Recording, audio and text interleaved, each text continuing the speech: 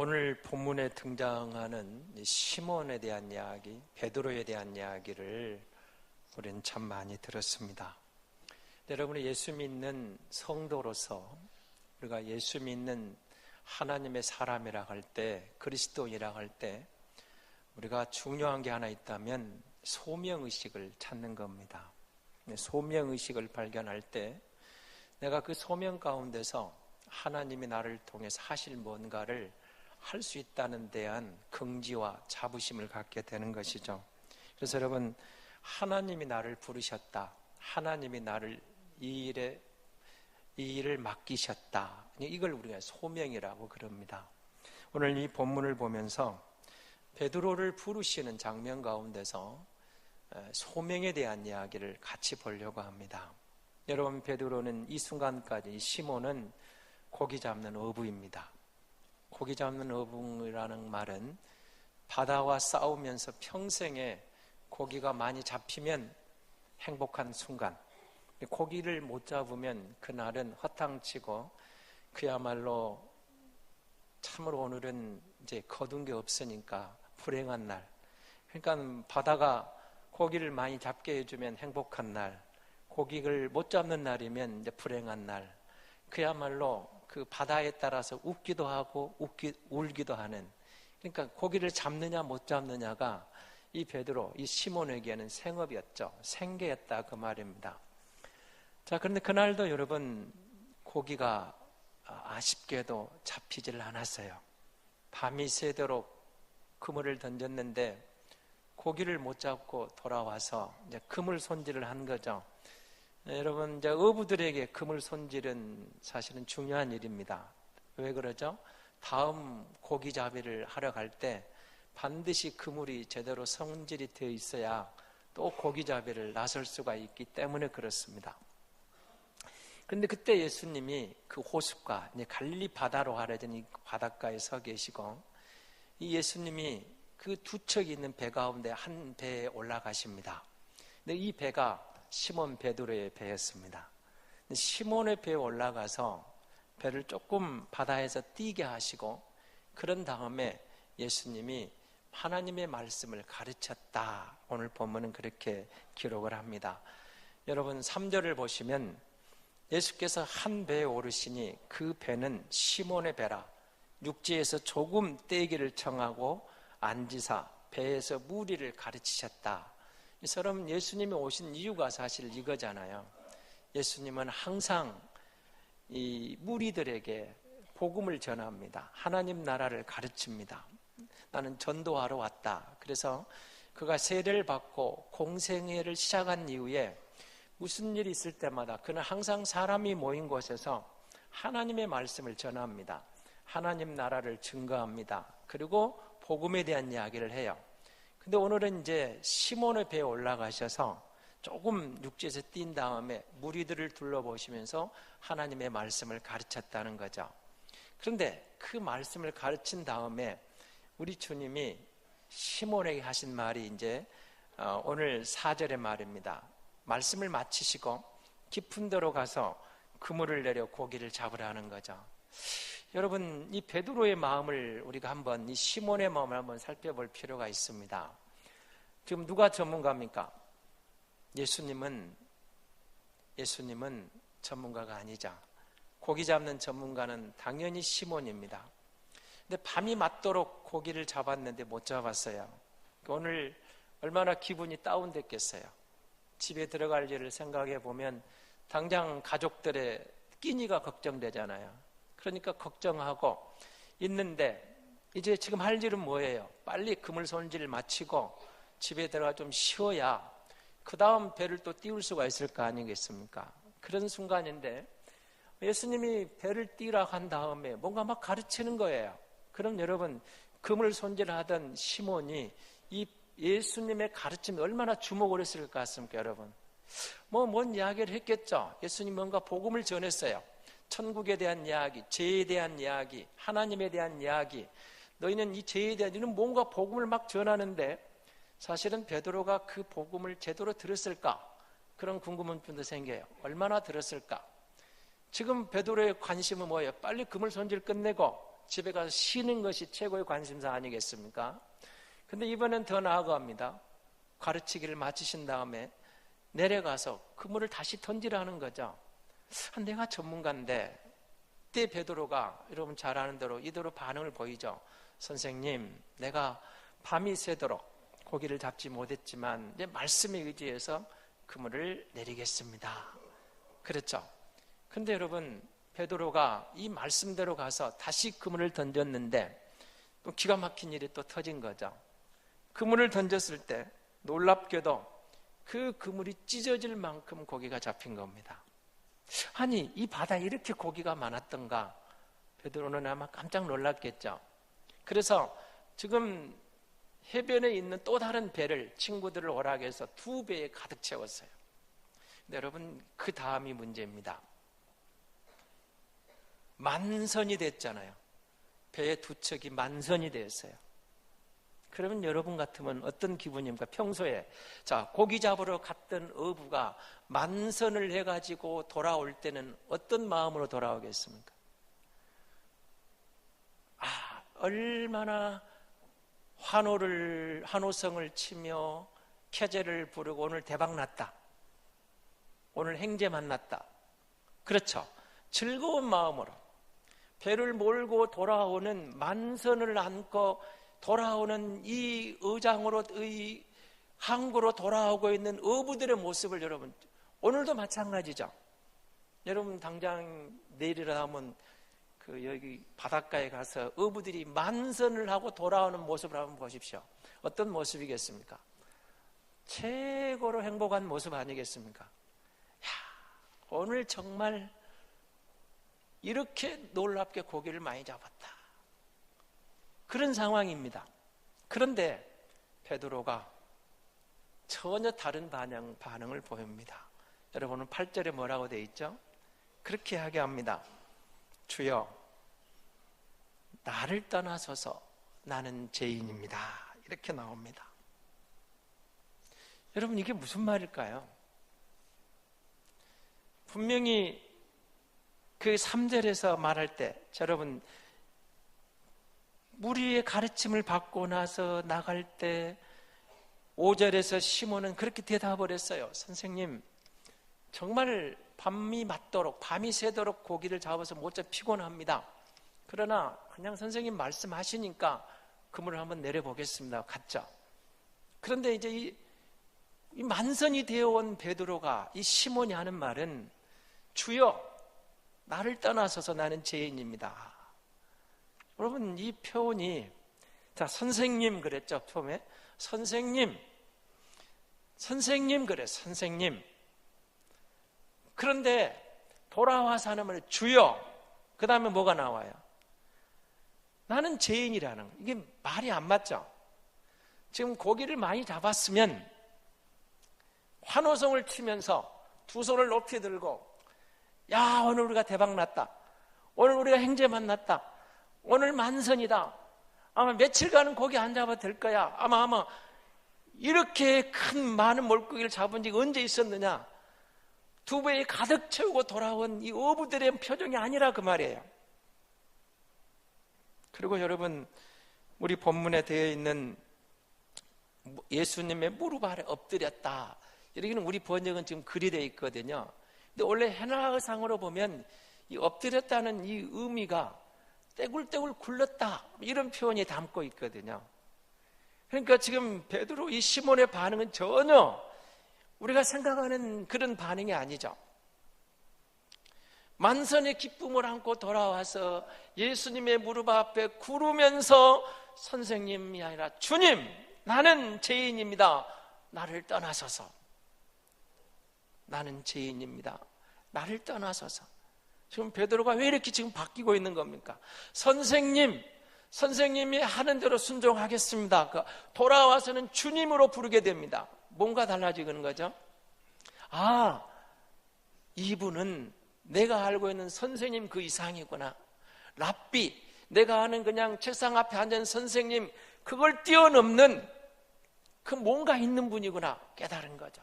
근데 그걸 느끼고 보니까 그분 앞에서 나는 죄인입니다, 가만히 있을 수가 없었던 거죠. 나를 떠나라는 겁니다. 나는 단순히 지금 어부로서 고기나 잡아먹고 고기를 위해서 고기가 많이 잡히면 행복하고 고기가 없으면 불행한 나는 생계형 어부입니다. 그런데 나는 이 고기 잡는 전문가였지만 하루 종일 허탕을 쳤는데 선생님의 말 한마디에 이렇게 만선의 기쁨, 고기 그물이 찢어질 만큼 고기가 잡힌 데는 내가 알고 있는 선생님 이상입니다. 그래서 주님이라는 단어와 함께 나를 떠나라고 고백하고 있는 겁니다. 왜 베드로가 이런 심정의 변화를 가져왔을까요?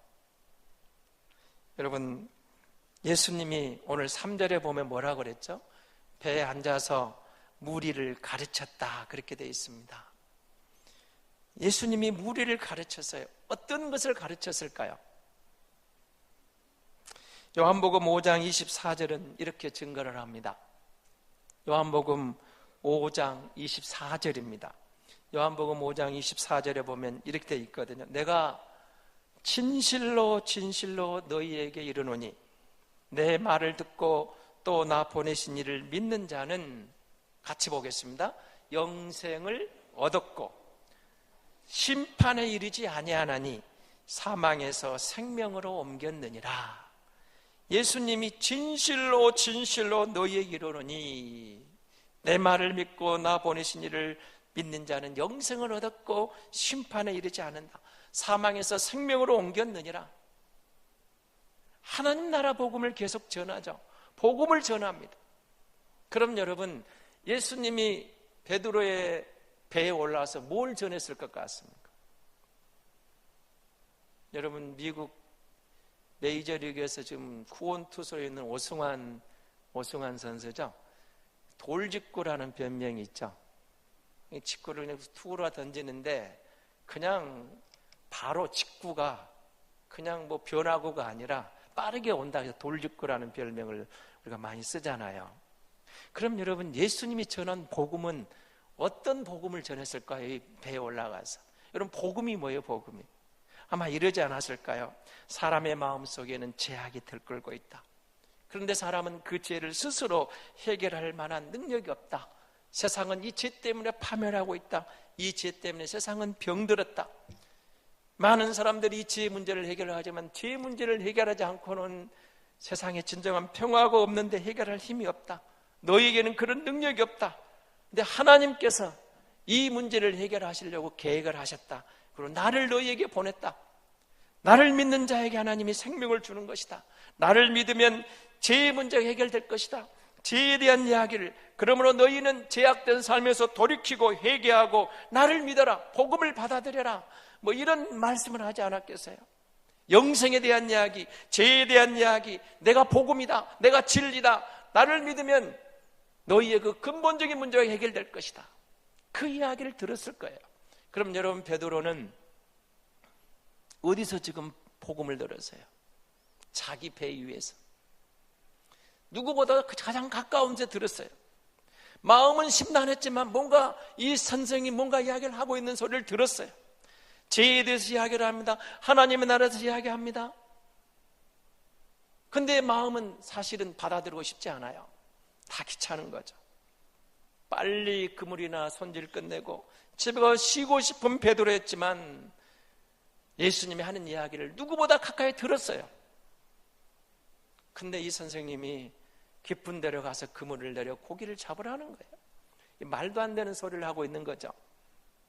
책상 앞에 앉아있는 선생님 주제에, 랍비 주제에, 내가 지금 고기 잡는 전문가인데 하룻밤을 새면서 허탕치고 가망이 없는데, 말도 안 되는데, 내가 전문가인데, 그래도 그 말을 거절할 수 없어서 바다에 가서 그물을 던졌더니 고기가, 그물이 찢어질 만큼 잡히더라, 그 말이에요. 시몬에게 갈등이 생긴 거예요. 대체 이 사람이 누구야? 그가 한 말이 생각나는 거예요. 복음을 그냥 돌직구처럼 던지는, 회개하라, 천국이 가까웠다. 너희들의 근본 문제는 그런 문제다. 그런데 그 만선의 기쁨이 베드로의 희망, 베드로의 환호, 베드로의 환희가 될 수가 없었어요. 갈등이 생긴 거예요. 그래서 주여, 나를 떠나소서. 나는 죄인입니다. 무릎을 꿇습니다. 떼굴떼굴 구릅니다. 나는 죄인입니다. 나를 떠나십시오. 그때 주님이 이렇게 말합니다. 나를 따르라. 어떻게 돼 있죠? 오늘 본문은 내가 무서워하지 말고 이제후로는 사람을 취하리라. 똑같은 복음서인데 마태복음 4장 19절은 이 본문을 그렇게 전합니다. 네가 이제후로는 사람을 낚는 어부가 되리라. 여러분, 사람 낚는, 내가 너희를 사람 낚는 어부가 되게 하리라. 똑같은 본문입니다만 마태복음 4장 19절은 분명하게 고기 잡는 어부가 아니라 사람 잡는 어부가 되게 하리라, 이렇게 되어 있어요. 여러분, 베드로의 일이 지금 뭡니까? 고기 잡는 사람입니다. 고기를 잡아야 돼요. 먹고 살아야 돼요. 생계 문제. 그런데 주님은 베드로에게 사람 낚는 어부가 될 것이다. 사람 낚는 어부로 초대하고 있는 겁니다. 여러분, 그 앞부분 누가복음 4장에 보면 예수님이 40일 금식하시면서 시험받는 장면이 나옵니다. 여러분, 복음서에 예수님을 시험할 때 그 첫 번째 시험이 뭐였죠? 40일을 금식하신 예수님을 보고 사탄은 이렇게 이야기합니다. 이 돌을 명하여 떡덩이가 되게 하라. 배고픈 예수님에게 돌을 명하여 떡을 만들어라. 여러분, 예수님은 돌을 가지고 떡을 만들 수가 있습니다. 그런데 예수님은 단 한마디 이렇게 그 시험을 물칩니다. 사람이 떡으로만 사는 게 아니라는 겁니다. 여러분, 그렇지 않습니까? 여러분이 지금 하고 있는 일들이 뭡니까? 다 먹고 살게 사는 거 아닙니까? 우리는 육신을 갖고 있기 때문에 먹고 살아야 돼요. 육신의 건강을 위해서는 당연히 안 먹으면 안 돼요. 먹어야 돼요. 안 먹으면 안 되는 인생입니다. 육체는 먹어야 살아요. 사람이든 짐승이든 똑같아요. 안 먹으면 죽게 돼 있어요. 그런데 주님이 뭐라고 말씀하십니까? 사람은 떡으로만 사는 존재가 아니라는 거예요. 사람이 떡으로만 사는 게 아니다. 그럼 뭐가 있다는 겁니까? 사람은 영적인 존재라는 거예요. 여러분, 의식주 문제가 해결되니까 여러분 다 행복합니까? 모든 문제가 끝났습니까? 먹을 것이 해결됐어요. 입을 것이 해결돼서 잠잘 것이 해결됐어요. 의식주 문제가 해결되고 나니까 여러분 인생에 내 인생은 이제 됐다. 내 인생의 최고의 환희, 나는 이제 최고 행복한 인생. 만족하십니까? 그렇지만도 않은 것 같아요. 우리는 30년, 40년 전에 훨씬 더 배고픈 시절을 겪었지만 지금보다 훨씬 문제가 적었습니다. 훨씬 문제가 적었어요. 오히려 그때는 좀 배고픈 시절이었지만 오히려 그때가 행복지수는 더 높았어요. 근데 그 배고픈 문제를 해결했는데 우리에게는 더 많은 문제가 남아있잖아요. 사람이 뭔가를 보셔야 돼요. 먹는 것으로 끝나는 인생이 아니에요. 배부름으로 끝나는 게 아니에요. 배고픔이 해결되고 배가 부르고 먹을 것이 걱정 없는 세상이 와도 인간의 근본적인 문제는 해결이 안 되더라는 거예요. 더 많은 문제가 오더라는 겁니다. 주님이 말씀합니다. 사람은 떡으로만 사는 게 아니라는 거예요. 영혼의 문제입니다. 여러분, 육체의 문제를 극복하니까 영적인 문제예요. 인간은 영적인 동물이에요. 영적인 문제가 있어요. 영혼이 있어요. 짐승과 다른 것은 영혼에 있던 이 영혼의 문제가 해결되지 않고는 눈에 보이는 육신의 문제가 아무리 해결되어도 아무리 풍족하게 준비되었어도 근본적인 해결이 안 되더라 그 말이에요. 근본적인 해결이 안 돼요. 안 되는 거예요. 베드로를 주님이 사람 낚는 어부로 부르십니다. 여러분, 베드로가 주님 앞에 나와서 무릎을 꿇고 주여 나를 떠나소서, 뭐를 지금 발견할 걸까요? 선생님이 주로 바뀌었습니다. 뭘 본 겁니까? 아, 이분은 선생님 이상이구나. 아, 인생은 먹는 게 문제가 다가 아니구나. 나는 어부로서 물고기 전문가로서 고기를 열심히 잡아가지고 고기를 많이 잡고 먹는 문제가 해결되면 내 인생은 성공한 줄 알았는데 그것이 전부가 아닌 것을 안 거죠. 물고기 너머에 뭔가가 있다라는 거예요. 내가 먹고 사는 이 생업 문제에 뭔가가 있다라는 거예요. 그래서 주님이 부르시는 그 부르심을 우리는 소명이라고 하는 겁니다. 무슨 말입니까? 여러분, 우리에게는 태어난 날이 있습니다.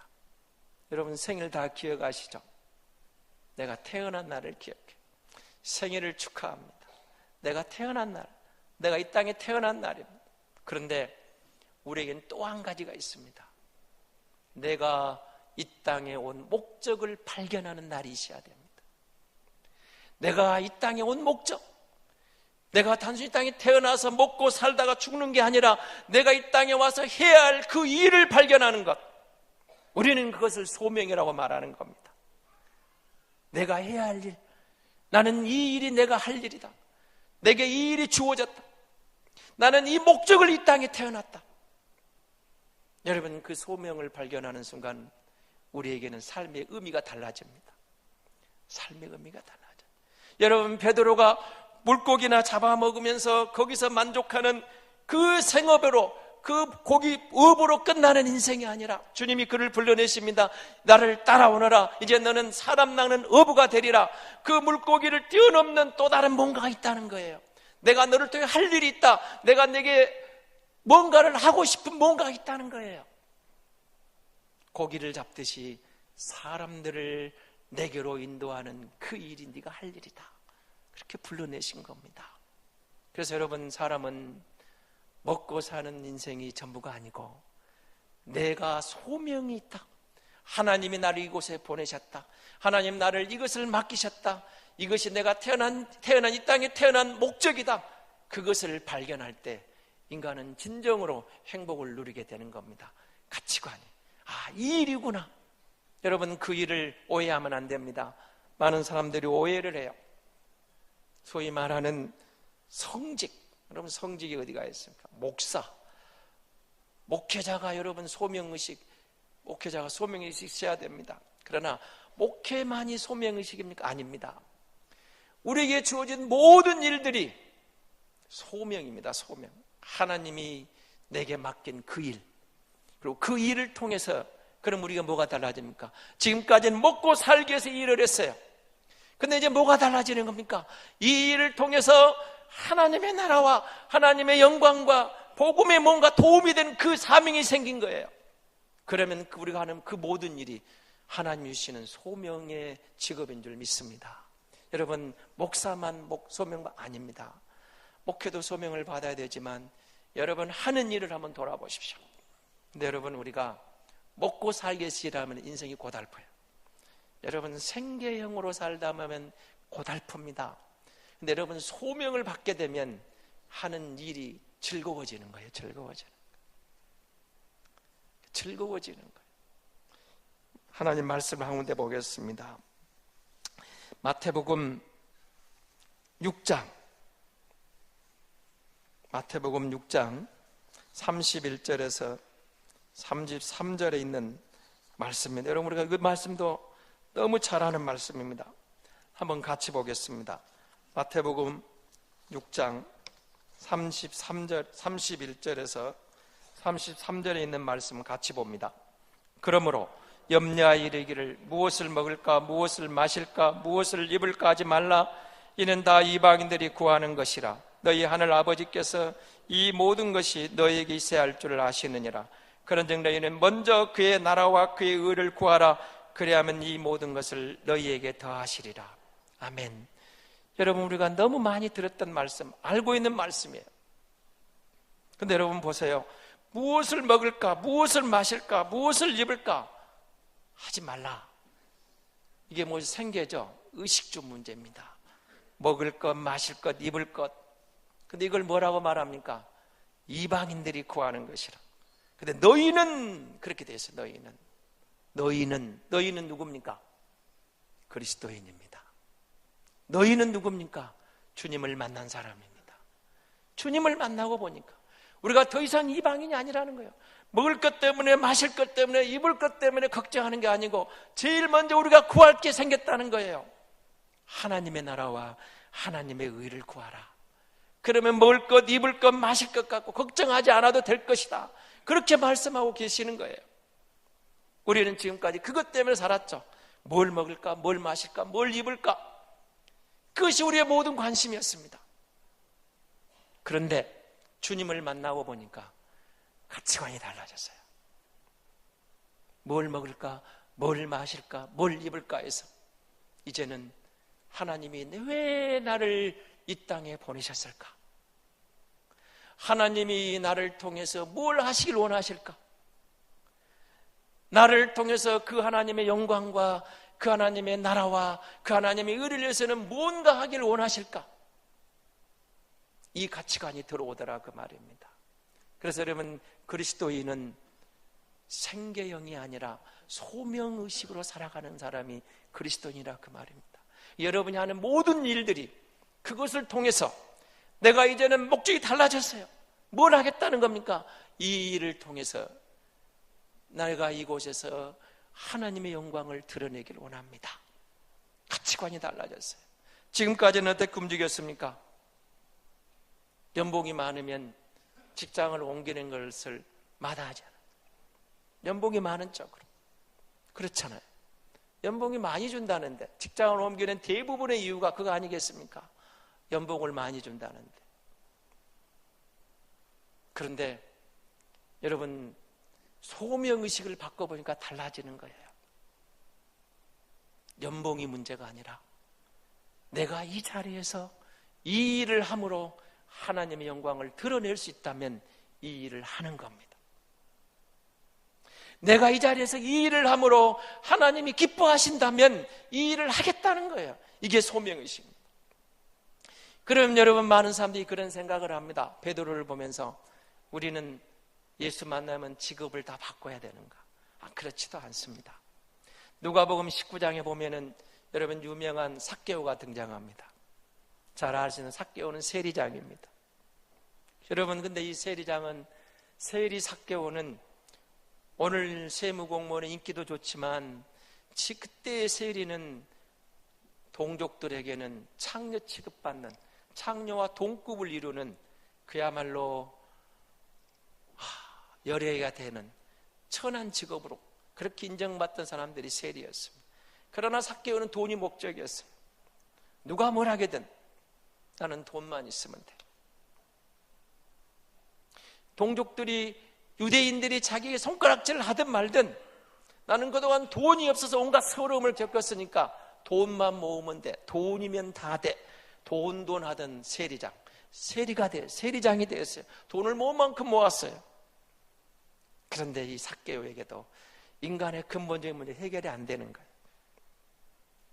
안 돼요. 돈을 움켜쥐었는데 사람들로부터는 따돌림을 당해요. 돈은 지었는데, 세리장이 돼 지위도 올라갔는데 그의 마음의 곤고함을 해결할 길이 없는 거예요. 해결이 안 돼요. 그런 그가 예수님을 만납니다. 예수님이 그를 찾아와 주십니다. 그를 만납니다. 그를 어루만집니다. 이 사람이 변하는 거예요. 어떻게 변합니까? 내 재산의 절반을 갖다가 가난한 사람들에게 주겠습니다. 이게 여러분 말이 되는 소리입니까? 아니에요. 지금까지 이 돈을 얻기 위해서 얼마만큼 갖은 비난과 모욕을, 수욕을 겪으면서 움켜쥐었는데 주님을 만나고 재산의 50%를 가난한 자에 내놓는 거예요. 내가 누군가를 토색했다면 4배를 갚겠습니다. 지금 무슨 일이 이루어지고 있는 겁니까? 삭개오가 가치관이 바뀌어요. 그 많던 돈을 가난한 사람이 주겠다는 겁니다. 그렇게 움켜쥐었는데, 이것이 전부였는데, 이것만 있으면 내 인생은 성공한데, 이것만 있으면 내 인생이 행복할 줄 알았는데 마음의 곤고함을 해결할 길이 없었어요. 돈도 모아지고 지위도 올라갔는데 그게 전부가 아니었어요. 주님이 그를 찾아오십니다. 주님이 그를 만져요. 그의 마음을 어루만집니다. 그를 긍휼히 여기세요. 삭개오의 마음이 녹아납니다. 그리고 삭개오는 그 움켜진 돈을 이웃에게 풀었던 겁니다. 그런데 여러분, 다시 누가복음 19장을 들어가 보십시오. 주님은 삭개오 보고 그 세리직을 그만두라 하질 않아요. 베드로는 그 어부직을 그만두고 나를 따르라고 부르셨는데, 삭개오는 그 세리직을 그만두고 나를 따라가지 않아요. 보십시오. 소명은 바로 그런 겁니다. 누군가는 그 직을 그만두고 따르면서 주님의 영광을 드러낼 사람이 있는가 하면, 누군가는 그 자리에 있으면서 가치관이 달라진 거예요. 삭개오의 가치관이 달라져. 너는 그 세리직을 감당하면서 그 일을 통해서 하나님의 영광을 드러내라. 사랑하는 성도 여러분, 우리가 무슨 일을 하든 하나님이 이 일을 내게 맡기셨다. 하나님이 이 일이 하라고 날 이 세상에 보내셨다. 여러분, 그걸 발견했습니까? 그럼 행복한 인생이 될 수 있습니다. 그건 여러분 돈 문제가 아닙니다. 지인 문제가 아닙니다. 하나님이 나를 부르셔서 예수 믿게 하시고 주님이 내게 이 일을 맡기셨다. 그러면 그 일이 즐거운 겁니다. 그 일이 보람 있는 겁니다. 돈 문제가 아닙니다. 제가 여러분, 우리 요즘 사랑의 교회가 많이 욕도 많이 먹습니다마는, 옥하는 목사님 계실 때는 사랑의 교회가 그래도 한국 교회를 대표하는 멋진 교회였습니다.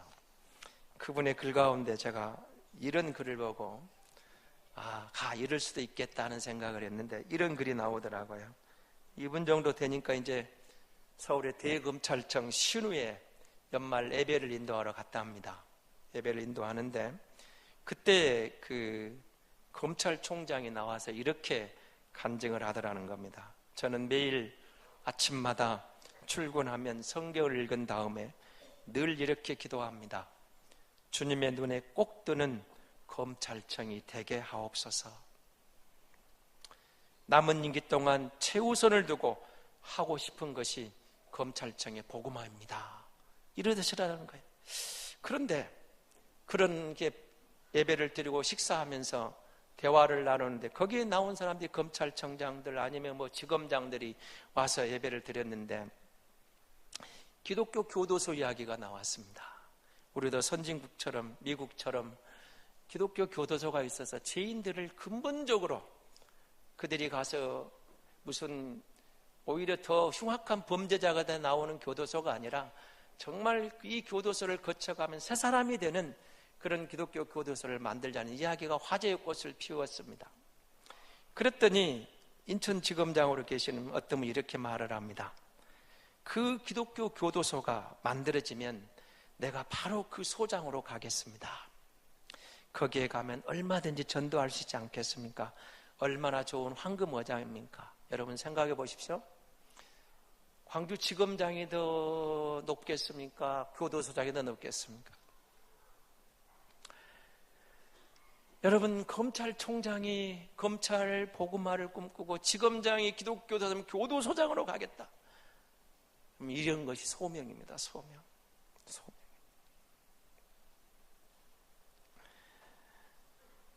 스펄전 목사님이 소명을 이렇게 이야기했습니다.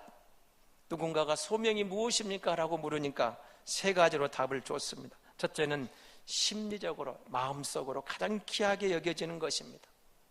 스스로 볼 때 모든 직업 중에서 가장 귀한 직업, 가장 귀하다고 생각하는, 내가 생각하기에 그 일이 가장 귀하다, 그 일을 위해 하나님 나를 부르셨다는 겁니다. 두 번째는 그 일이 가장 수월해야 합니다. 내가 하기에 재미있고 쉬워야 된다는 거예요.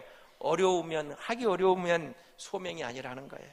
내가 할 수 있는 일, 하나님께서 그 일을 맡기려 할 때 거기에 내가 감당할 수 있는 달란트, 지혜, 능력을 주시어서 준비하고 내가 그 일을 감당할 수 있는 그런 일을 맡기신다는 거예요.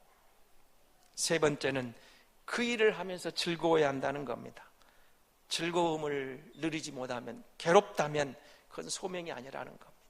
소명을 받으면 그 소명을 받은 직업은 즐거운 겁니다. 사랑하는 성도 여러분, 베드로는, 시몬은 어부 잡는 전문가였습니다. 고기 잡는 전문가, 어부였습니다. 그는 그렇게 고기 잡는 사람이었습니다. 그러나 그가 주님을 만나고 고기 잡는 그 고기 너머에 있는 무언가를 발견한 겁니다. 우리는 지금까지 먹고 살기 그 일을 추진해왔던 사람들입니다. 이방인처럼 무엇을 먹을까, 무엇을 입을까, 무엇을 마실까, 그것이 우리의 최고의 관심이었습니다. 주님을 만나니까 우리가 그건 너머에 있는 뭔가가 들어왔습니다. 그것이 전부가 아니었어요. 먹고 사는 게 전부가 아니었어요. 돈이 전부가 아니었어요. 육신이 전부가 아니었어요. 하나님이 나를 인간으로, 영적인 존재로 이곳에 보내신 목적이 있었어요. 이 세상에 주님이 나를 보내신 것은 무언가 목적이 있었다는 겁니다. 뭔가 하실 일이 있었다는 겁니다. 나를 이곳에 보내셔서, 이 땅에 보내셔서 이 일을 함으로 하나님의 영광을 받고 싶으신 그 일이 있었다라 그 말이죠. 하나님은 우리 모두에게 그 일을, 그 사명을 주셨다는 겁니다. 그것이 그리스도인입니다. 그것이 그리스도인입니다. 크냐 작냐 그건 문제가 아닙니다. 위대하냐 뭐 그런 건 인간의 관심입니다. 하나님이 원하시는 것은 우리가 하는 그 일을 통해서 하나님께 영광을 돌리고 그곳에서 그 일을 즐겁게 감당하며 나를 보내신 나의 주인 되신 그분의 뜻에 합당해 살아가는 것, 그것이 하나님이 우리를 이곳에 보내신, 이 땅에 보내신 하나님의 뜻이라는 겁니다. 이 소명을 발견하고 나갈 때 하나님은 우리가 하는 그 일을 통해서 영광을 받으시고 우리에게는 한없는 보람과 가치와 즐거움으로 충만하게 채워주실 줄로 믿습니다.